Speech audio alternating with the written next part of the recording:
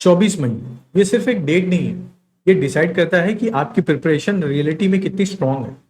और सच बताऊं तो अभी भी ज्यादातर एस्पिरेंट्स वही गलती कर रहे हैं जो लास्ट 15 to 20 डेज में उनकी प्रिपरेशन और उनका अटेम्प्ट खराब कर सकती है।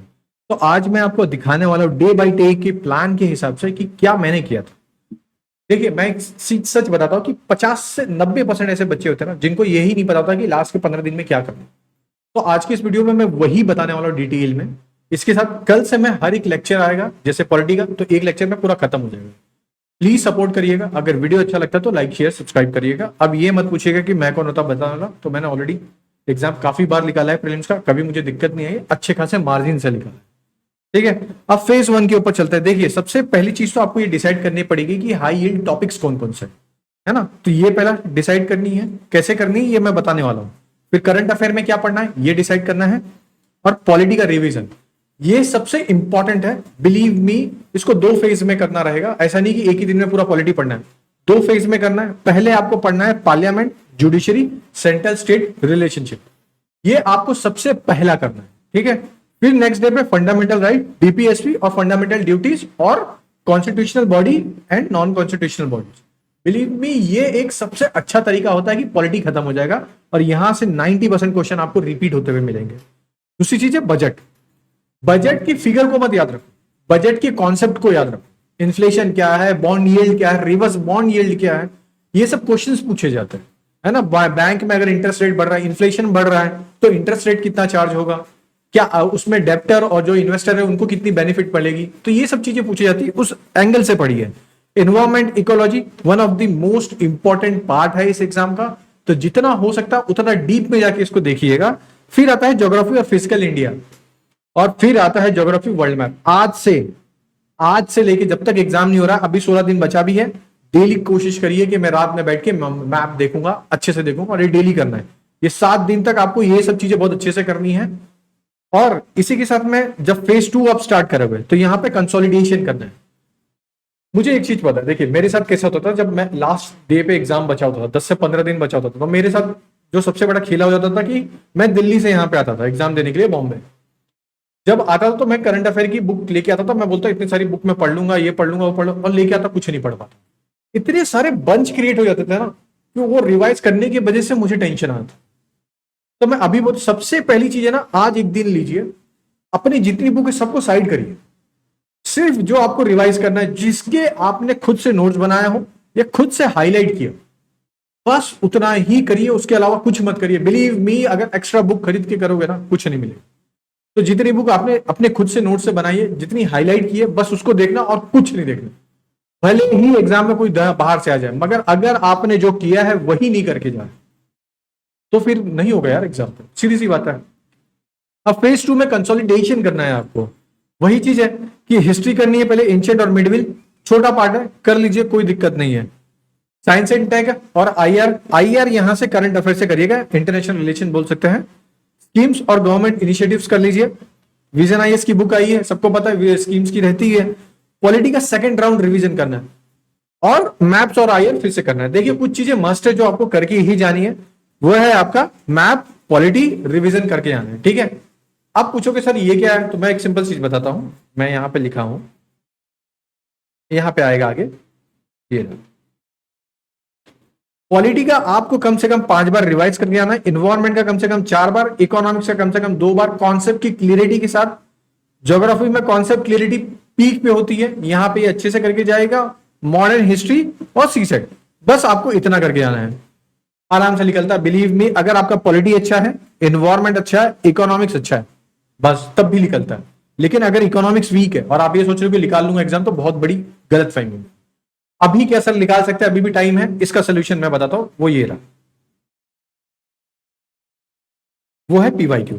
आज से डिसाइड करिए, अब डेली मैं सुबह उठूंगा 9 AM पे, हमेशा पीवाईक्यू डेली लगाऊं। आपको डेली पीवाईक्यू लगाना है, टाइम लेके बैठना है, सिर्फ 1 आवर्स। 1 आवर्स में आपको 100 क्वेश्चन खत्म करने एनी हाउ। फाइंड आउट करिए, बार बार पेपर लगा लिए। अगर आपका लगता है अभी पेपर खत्म हो गया, यूपीएससी के जाइए वेबसाइट पे, previous year question paper download करिए और उसको सॉल्व करना चालू कर दीजिए। मैजिक खुद पता चलेगा, 7 दिन के अंदर मैं गारंटी देता हूं कि आपको पता चल जाएगा। पहली बात तो ये पता चलेगा कि कहां से क्वेश्चन कैसे आ रहे हैं, ये दिखना चालू हो जाएगा। है ना। और तीसरी जो सबसे मोस्ट इंपॉर्टेंट चीज ये मुझे लगती है कि पेपर को सॉल्व करते समय जब भी आप पेपर को सॉल्व करोगे तो 3 रीडिंग कम से कम देना। अगर ये 3 रीडिंग से कम हो रही है तो गलत है। 3 रीडिंग का कहने का मतलब पहली रीडिंग जो आपको आता हो, कंफर्म आता हो, हाँ, उसमें दिमाग नहीं लगाना है। पहली बात तो ये क्लियर कर लीजिए।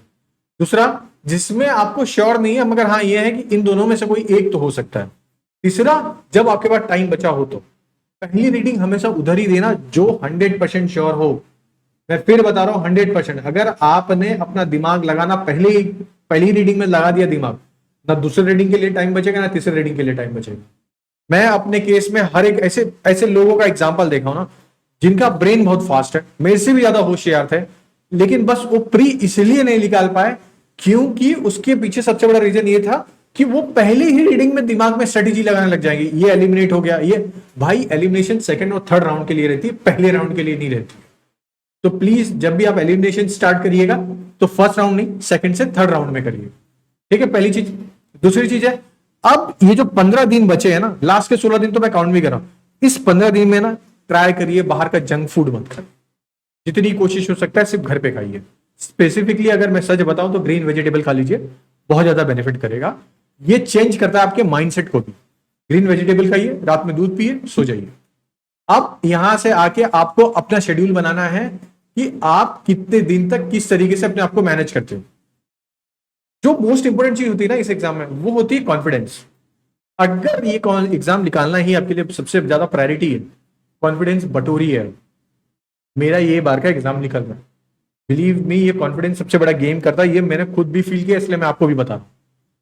जब आप एग्जाम हॉल में घुसते हो ना, आपका कॉन्फिडेंस आपके पीक पे होना चाहिए। उसके पहले कैसे भी डरो, कोई दिक्कत नहीं, मगर एग्जाम हॉल में घुसते वक्त आपके पास कॉन्फिडेंस होना चाहिए।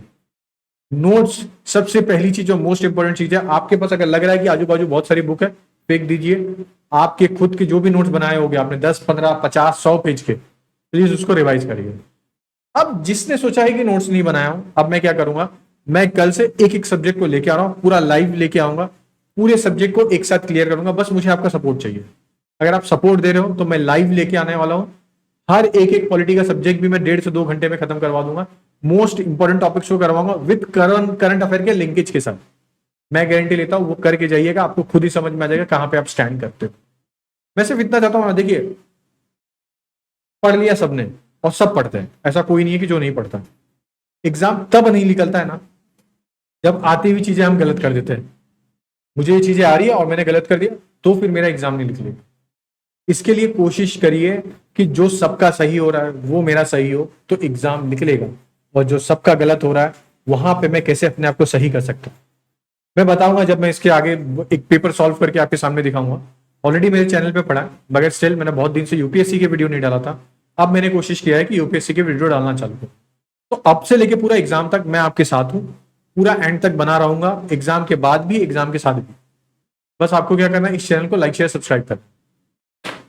इतना ही चाहता हूं कि जब भी आप लेके बैठे ना कोई भी बुक को, तो पूरा स्क्रैच से मत पढ़िए। लक्ष्मीकांत इतनी मोटी बुक लेके पढ़ोगे और सोचोगे एग्जाम निकल जाएगा, तो नहीं होने वाला। अभी जो आपके पास टाइम है वो टाइम है आपके नोट्स से पढ़ने।